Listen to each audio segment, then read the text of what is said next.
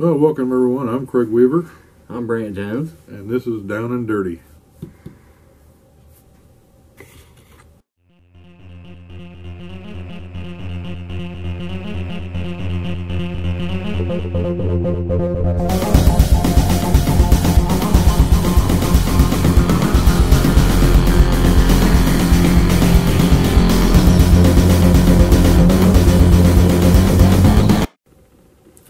All right, this week, Brant, we've got a really exciting topic that a lot of people ask about a lot, and that's finding locations to hunt. Now, one of the main things is that our team, is mainly field hunters. That's where we really thrive at. But when you're first starting out with your metal detector, you're going to want to get out there right away without having any fields. And I don't know, Brent, you think probably your own yard is probably the best Absolutely. best place to start off. I mean, that's where everybody basically starts off, is in your own yard. And when I first started off, after I found a few large scents, I did detect my yard, and I didn't think that I lost any change ever, or anything. And I found over $20 worth of change in my own yard. Wow, yeah, and it's important to note that you can find things if you've got an older home. You can find good stuff. Laura and I found Silver Roosevelt, a Barber Dime Indian head, and some other nice things out in our yard just messing around with our new detectors. So there is stuff to be had. But the trick to it is becoming, as you get better with it, you start to learn your machine, you're going to want to be able to hunt these better locations. And I think the big process that you have to go through is knowing where to look for these different things. Yeah, if there's nothing in the ground, and you're in a newer site, you're not going to find anything old or real good. Absolutely. So you have to go to the good sites. And I think one thing that people don't understand is just because you happen to get a farmer's permission to hunt their fields. Now, let's just say we drove down the road down here to the local cornfield. We just went out there and started swinging our detectors. We're not going to find anything, most likely. Right. Well, I mean, you could. You could. It's a possibility, but you have to know where the locations were, where the homes were back in the day. Exactly. And I think that's what we're going to really talk about today. Once you're getting on these properties, where you need to be looking, and how you're going to end up finding the good stuff, because that is it's a process. It's not something you just find. So, Brett, let's just go ahead and start off with, how do you start with a new permission? How do I start with a new permission? Well, as you can see, we're dressed a little bit different today. Yes. When you go to get the permission, first of all, permission is very, very important. Absolutely. If you don't get permission, you will not be detecting for very long. Absolutely. So when you go to get your permission, I kind of like to look official. I'm a firefighter, and this is what I like to dress like. I mean, I wear this, and I think it makes me look more official, and I get quite a few yeses when I wear a fire department shirt.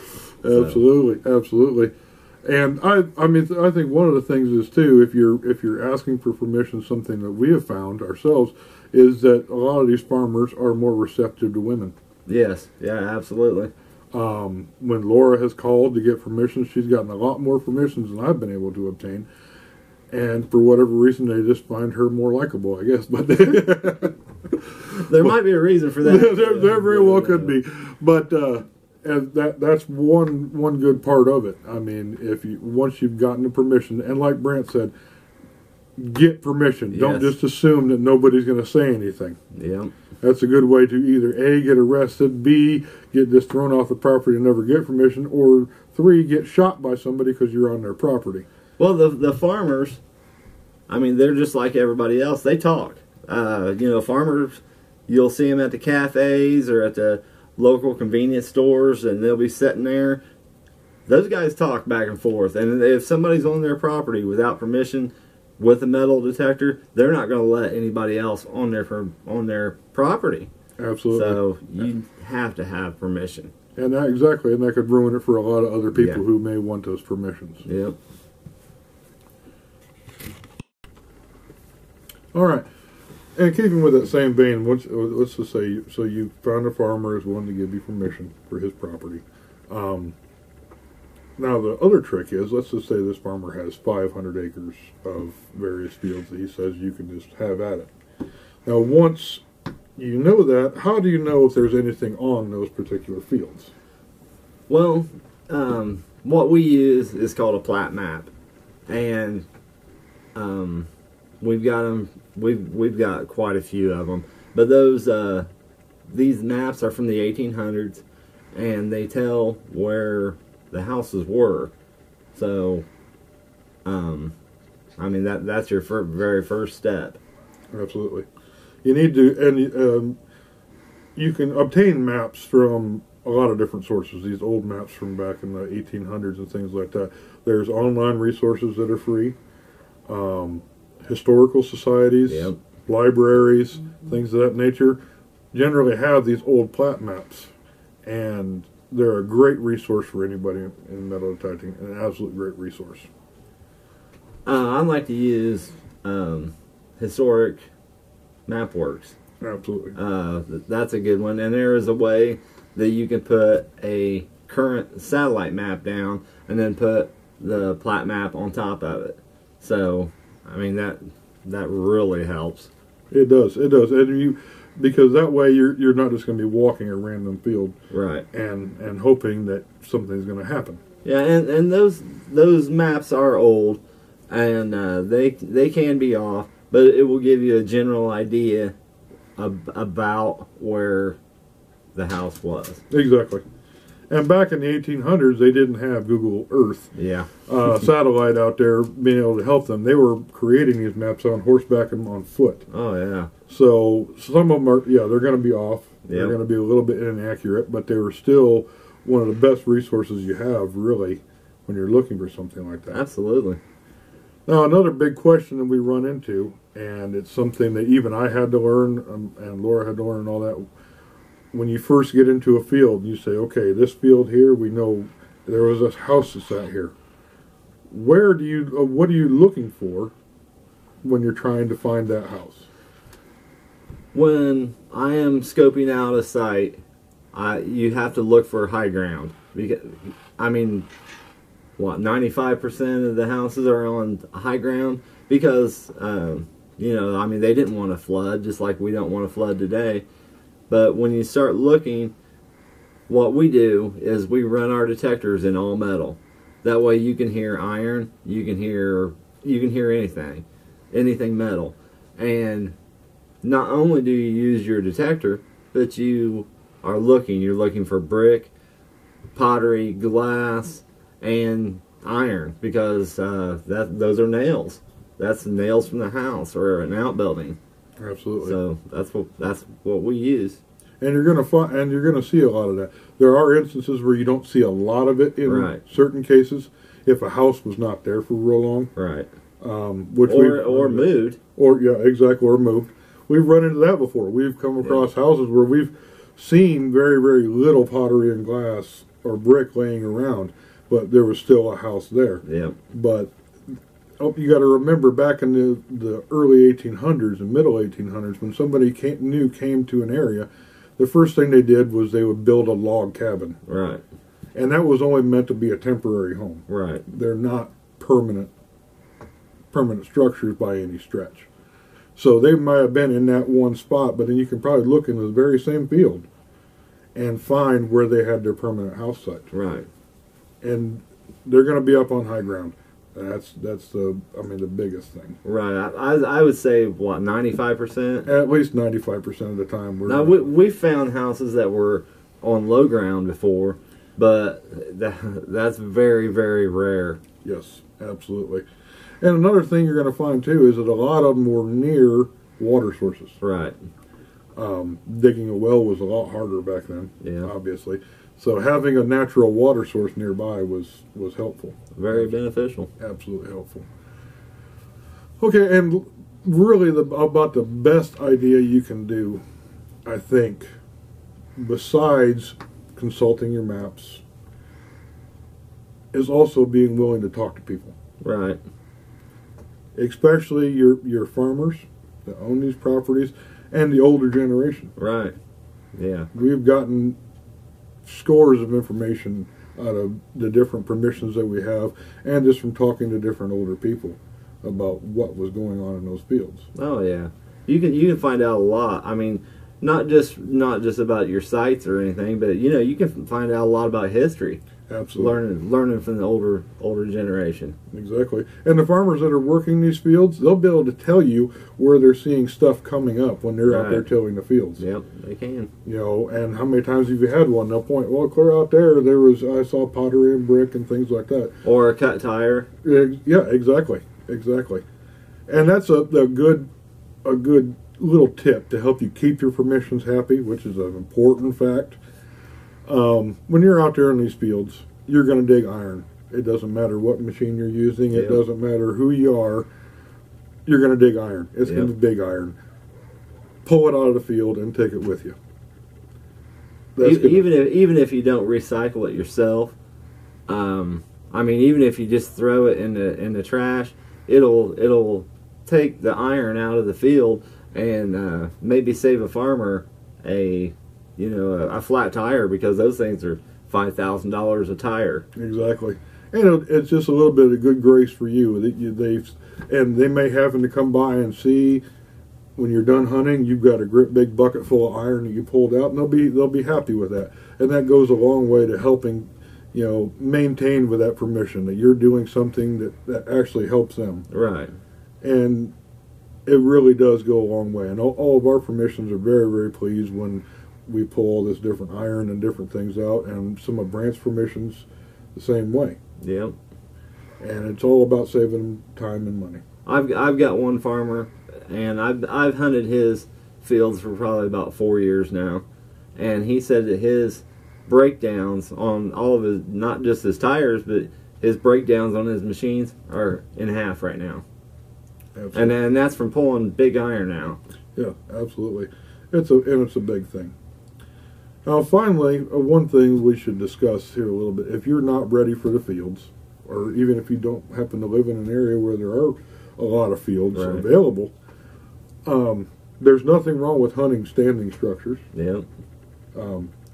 But one thing that you are going to find a lot more of, if it's a house that somebody's living in, let's just say, but you found out it was built in, let's say, 1850, you're going to dig more trash. Yeah, you're going to dig a lot more trash. But the chances are there's also some good stuff there to be found. With the newer homes, you're going to find more silver. It'll be newer silver, but in the fields, the finds are just older. Exactly. And digging more trash, and there's really nothing wrong with digging trash. Right. Every hole's a learning experience. Yep. You're learning how to do your machine. And also, there's also nothing wrong with hunting a park. If in your area it is legal, make sure of that. It's legal to hunt your local parks where kids have played and things like that. They're a great way to learn your machine. And you can I found a lot of jewelry doing that. I found silver coins doing it. So it's there. Yeah, and Laura and I's very first silver coin came from a park. Yeah. A park that had been hammered to death by a lot of other hunters. So there's really nothing wrong with it. It's a good way. It really is a good way to learn your machine. It is. When you're digging quarter after quarter after quarter, you're learning what that machine's telling you. Yeah. Okay, that's going to be a quarter, and 9 times out of 10 that'll be correct. But in the end, if you're wanting to get into field hunting, just follow those steps, and it's really, really going to be helpful to make sure you're getting on the good sites, starting to pull some really historic items out of the ground. Yeah. So that's will be all for that today. What we're going to do now is we're going to turn it over to Josh with our CT Relic Digger on the East Coast. He's got some ideas and thoughts on using new kinds of maps and apps for finding permissions. What is up, YouTube? Josh here from CT Relic Digger.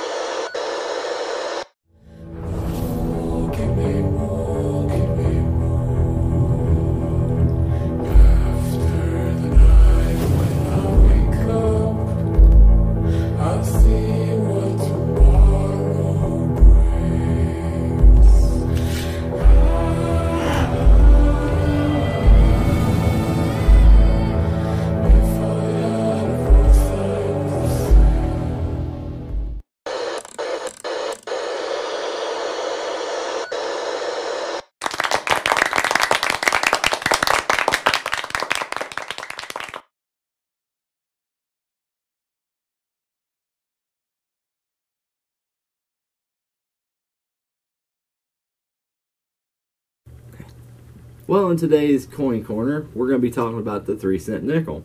The 3-cent nickel was made from 1865 until 1889. The reason that the 3-cent nickel was made is because silver prices went up, and there was a 3-cent silver, so they decided to go ahead and went with a 3-cent nickel. So that's the reason the 3-cent nickel was made. I've been very fortunate. I have found 4 of these 3-cent nickels, and they hit barely above iron, and they're just an amazing coin. Hardly anybody finds them, and I mean they're just amazing. I love finding them. Yeah, they're a neat little addition to a collection, that's for sure. Yes, and they're in somewhat rare. They're not insanely rare, but they're right. They're on a rarer side. Well, as far as people digging them, they're pretty rare. Oh yeah, exactly. So, and I think part of it, they came in relation to it was right around the time of the massive coin shortage. Yeah, and there was just a lot of stuff going on at that time. I think it's really a nice part of history for a lot of people. It's even helped with the hard times tokens and things like that were made in relation to that, and that's really kind of helps us all in the metal detecting field, because there's a lot of neat stuff out there to find. So they're an interesting coin. Absolutely.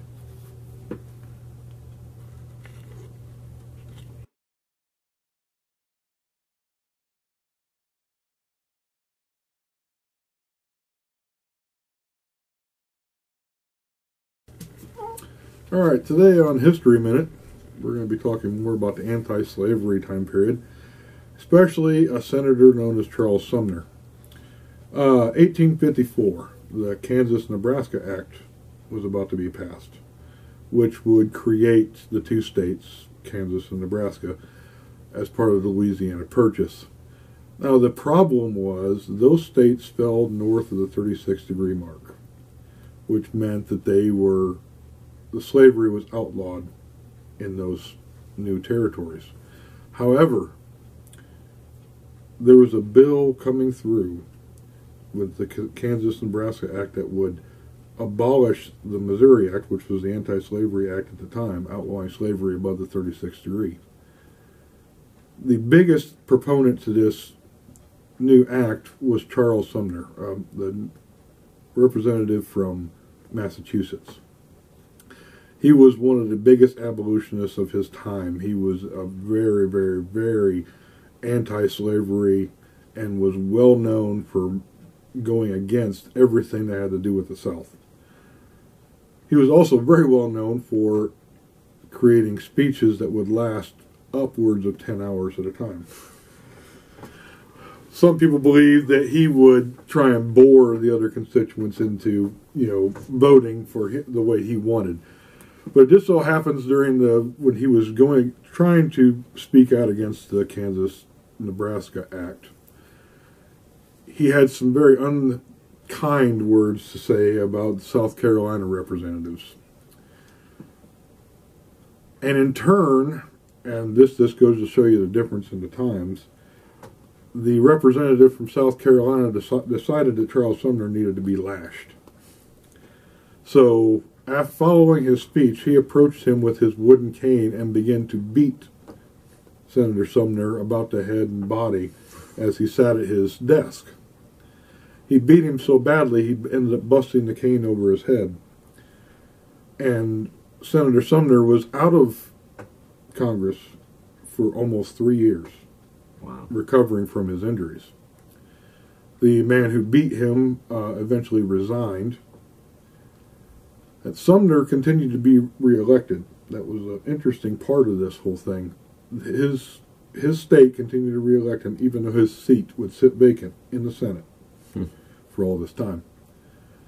He finally returned in 1860, just as President Lincoln was coming into power, and was a big supporter of the Civil War, making sure that everything was had. And following the Civil War, he continued his efforts towards anti-slavery, and also was one of the very few that thought the South deserved to be treated very strictly after their participation in the Civil War. Mr. Sumner eventually would go on to continue his seat until he died on the Senate floor, as a matter of fact, of a massive stroke. But he is still considered in Massachusetts one of the greatest statesmen that ever come out of that state because of his anti-slavery thoughts and his actions, taking part in every type of anti-slavery campaign that there was. And he was also a very, very big supporter of President Lincoln all the way through his presidency. So he was just one of the men that was willing to stand out against the norm, which, like I said, at the time, in this time period, anti-slavery anything was very, very unpopular in most parts of the country. There were riots and all sorts of violent outbursts and things like that due to all the anti-slavery feelings of the North. But at the time, that was really what kind of changed the course of everything. There was a lot of popular opinion going on, and Senator Sumner was at the lead of that.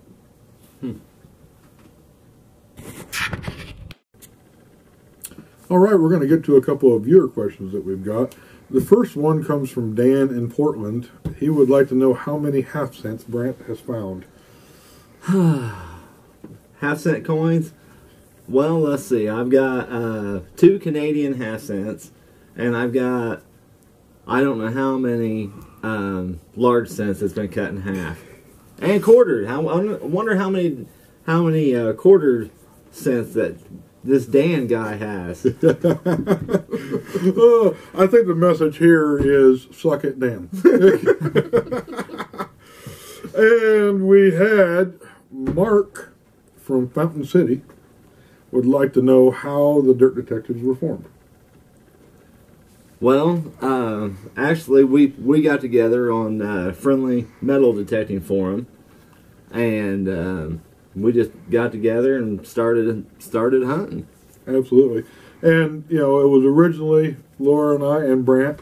We invited Ryan to join us, Relic Ryan. And then following the 2017 dig-off competition that Brant did win, we invited Sonia to join us. And since then, we've just been a team just going out hunting as much as possible. Yep.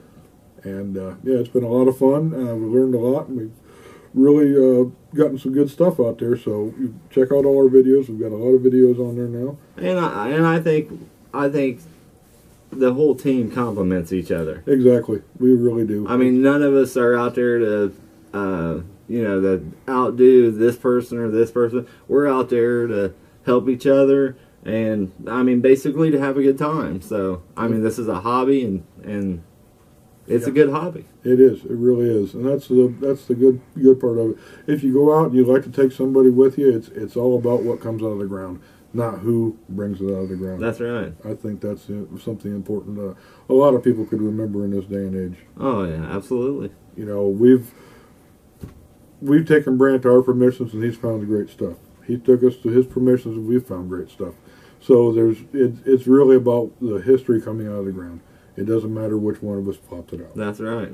So and if we wasn't together, say I was out by myself, I might not have found something that one of us might not have even found it, so we wouldn't have even got to see it. Exactly. So to me, yeah, it's important. I got to see it. Yes. And it's great to see some of these awesome finds that have come out of the ground this year. Absolutely. This past year was a stellar year for everybody on our team. Yeah. And for everybody in the Dirt Detectives community. We had everybody did great. We really did. Some of the newer members we had, some of the folks that don't get to hunt very often, Kathy Lawhorn. Kathy did good. Yes. And she doesn't get to hunt that often. She really, really had some great finds this year. Yes, she did. And, that's what we love to see. That's what we have the Facebook group. We want everybody just kind of share in the community and see all the great stuff that comes out. Oh, yeah. And there's stuff, like we said, you'd never be able to see if you didn't see it on there, or if Exactly. you didn't know these people. Absolutely. There's stuff that's come out of the ground that I would never even imagine. Yeah, And it's been spectacular. So we're hoping 2018 is going to be an even better year for us. oh yeah, So right now we're just waiting on better weather. yeah. Unfortunately. So, well, Brent, I think that's about all we've got for today, bud. All right, All right. So we'll see you next week. Remember to keep your coil to the soil. and your eyes on the prize. See you next time.